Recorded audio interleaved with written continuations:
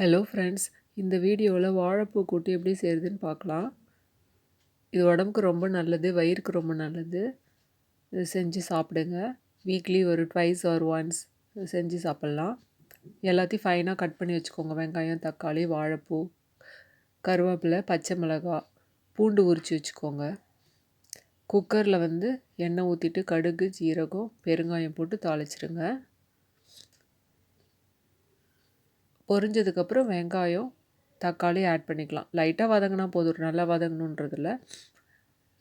அப்புறம் வாழைப்பூ சேர்த்து வதக்கிடலாம். ஏன்னா குக்கரில் தான் நம்ம போட போகிறோம், அதனால் எல்லாமே நல்லா வெந்துடும். மிளகாய்த்தூள், மஞ்சத்தூள் நான் சேர்த்திருக்கேன். நல்லா மிக்ஸ் பண்ணிக்கோங்க. பாசிப்பருப்பு கொஞ்சம் ஊற வச்சுருக்கேன், ஒரு கைப்பிடி அளவு. உங்களுக்கு தேவையானதை எடுத்துக்கலாம்.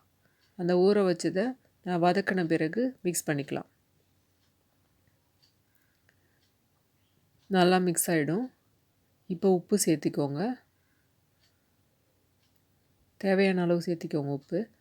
குக்கர் மூடி விசில் வச்சிடலாம், 4 விசில்.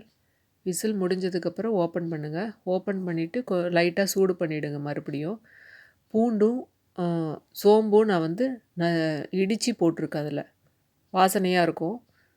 5 மினிட்ஸ் கழித்து இறக்கிட்டிங்கன்னா கூட்டு ரெடி ஆகிடும் ஃப்ரெண்ட்ஸ். சாப்பிட்டு பாருங்கள், நல்லாயிருக்கும். தேங்க்யூ ஃபார் வாட்சிங். சப்ஸ்கிரைப் பண்ணுங்கள் ஃப்ரெண்ட்ஸ்.